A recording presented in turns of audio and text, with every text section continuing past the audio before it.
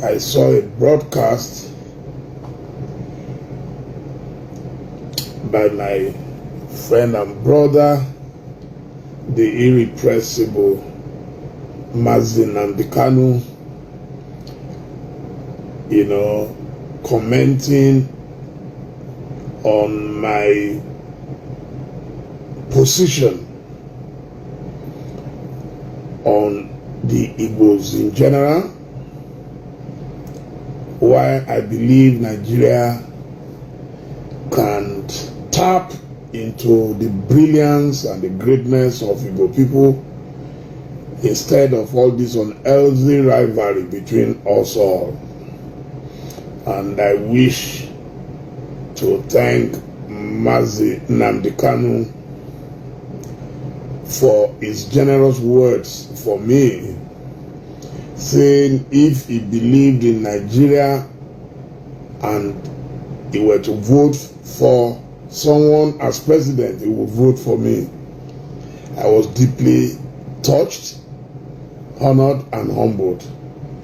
But the truth is, I've decided after contesting in 2011 that I've played my part, and at 60, I should sit down, try to still work harder, enjoy a little, write books, read books, and then seek, find, and support good leaders in my dear country, Nigeria. That's all. What I'm doing has nothing to do with any presidential ambition. It's God who determines where anyone will be, where anybody will go. So I've left politics in terms of contesting, and all I'm doing now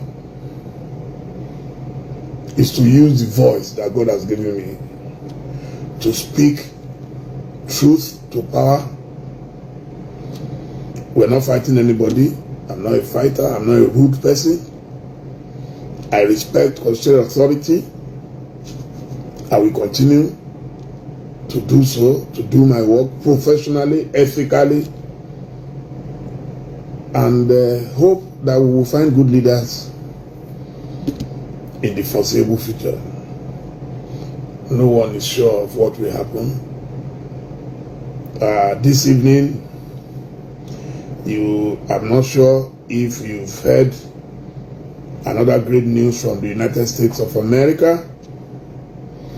It's incredible that while we're busy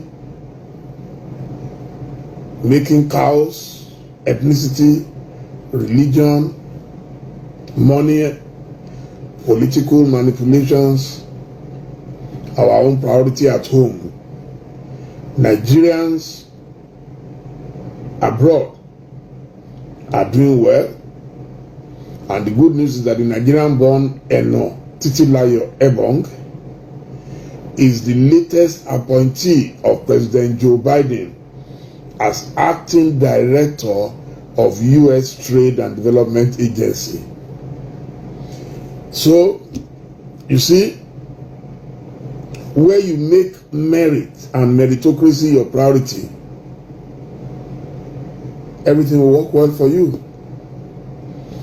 America will not be America today if they are still engaged in frivolities like we do. Ethnicity, where you come from, who is your father, who is your mother, who cares? Can you deliver? So I think she's probably the fourth appointee under this new government. This government is how old now? Maybe about 2-3 weeks. I don't think it's even more than 2 weeks. The man already has his cabinet. The man has picked people from different parts of the world, and is not bothered about where you come from. That is the kind of president I would have been if I was allowed to govern Nigeria. I am very fortunate because,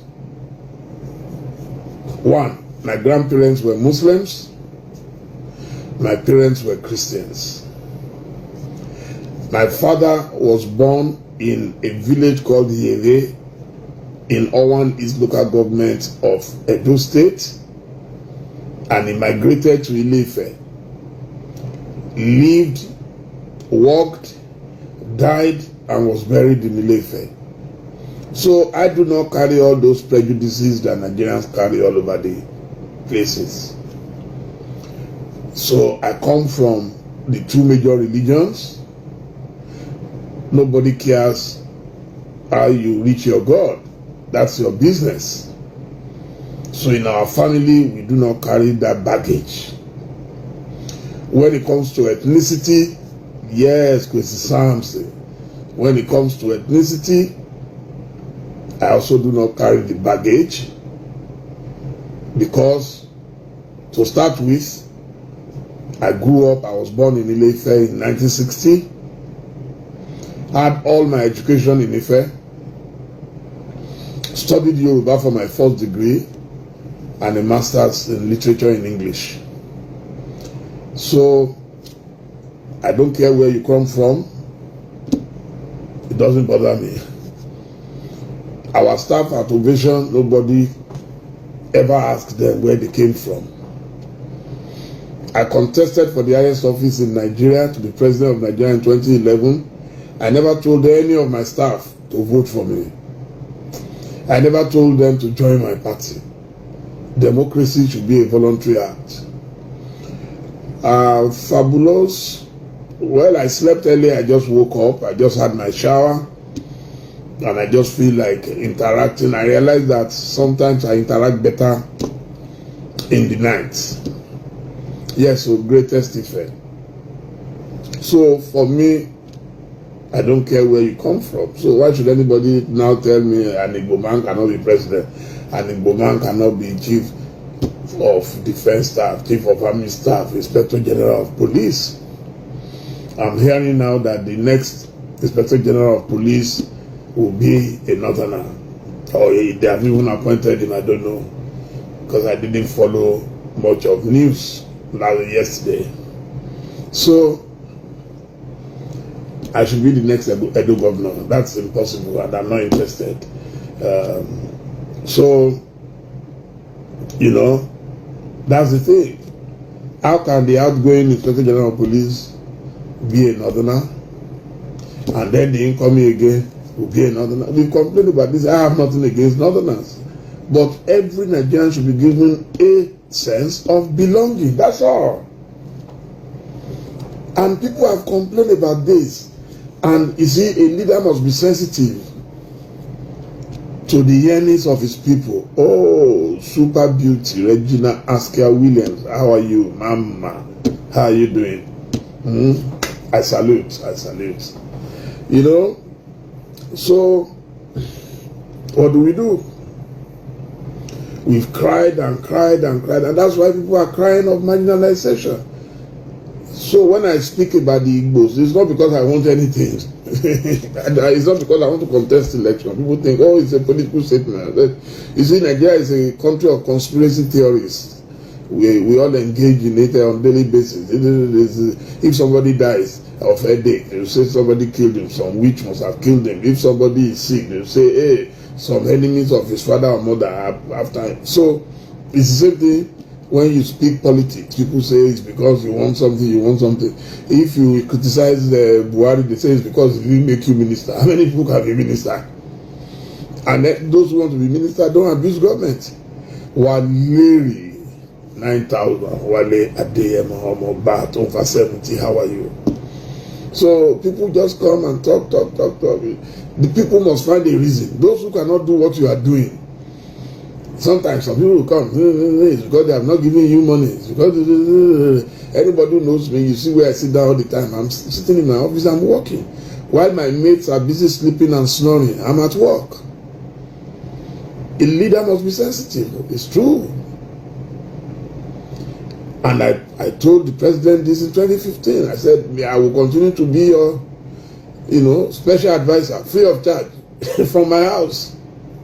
If you are inside the seat of government, of course you can't criticize your boss. So that's why I'm happy to be home. And whatever we need to feed ourselves, feed our family, we pray to God, work very hard, so that God will provide it. That's all. What are we looking for? We brought nothing to the world, which I take nothing.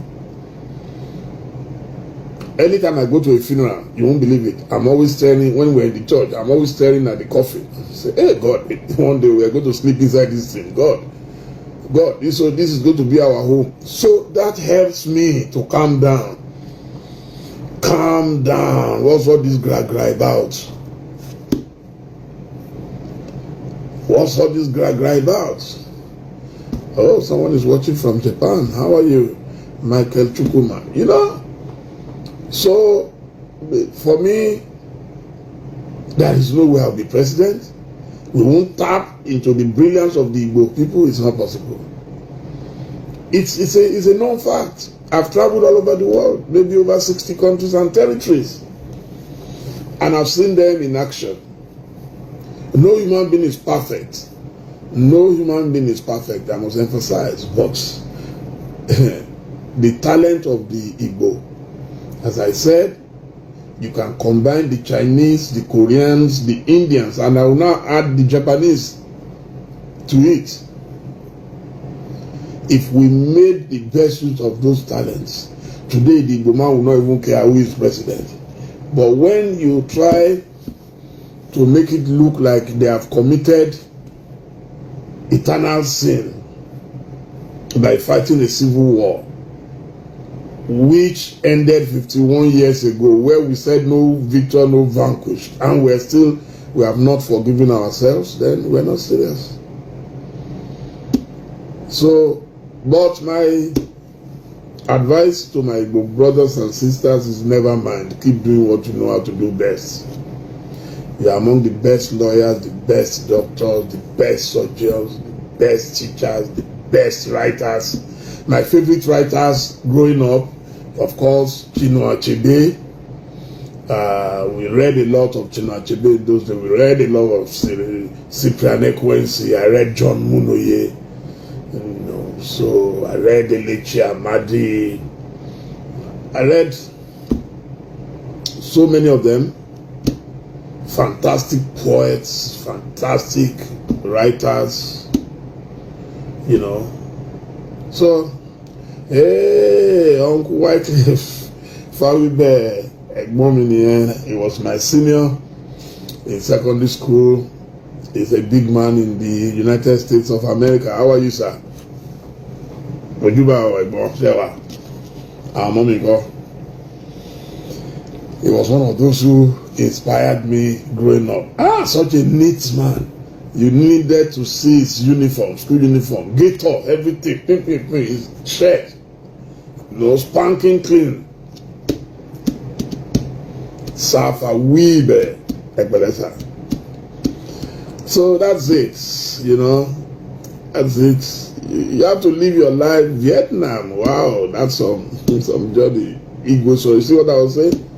Our people are everywhere, and they are doing great things. This vaccine we're all shouting about right now, the vaccine, go and check. And Igbo man is there. He's a major contributor to it. The Pfizer vaccine in the US. So, but let's us come home. The only time we see the greatness in Igbo people is when we're playing football. We don't mind, because we know they will score.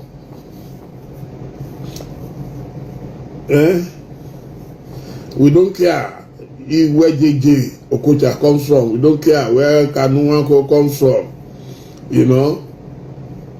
That's the only time. But let's talk about serious issues. No way. Imagine the whole of Africa if you don't have Igbo men as traders. That's why last year, when they shut down the Igbo shops in Ghana, they are still shut down. And I don't know why Nigeria cannot fight for them. And I reached out to everybody, including the foreign minister, who is an Igbo man. I said, you cannot abandon these people in Ghana. The little change I had, I sent to them. I was able to identify 111, got their account details and phone numbers, and I sent my token food money to them. They are all Igbos. Not one of them is a Yoruba man. It didn't bother me. I'm not aware if any Igbo governor or anybody went to even assist them. You know? Yes, I can see my lips are dry. You know, I just woke up, so it's okay. We're not doing fashion parade there. This is a very serious matter. So, oh yeah, Philip Emeagwali is my friend. I hosted him in my house in London years back. We both received an award in London, so he came over to the house. 3 of us, in fact, out of the 3 awardees, Philip Emeagwali, Igbo, Cosmos Madika, Igbo, Costaris. So I was the odd man out. Temitope Ayilara, how are you? So it doesn't matter really.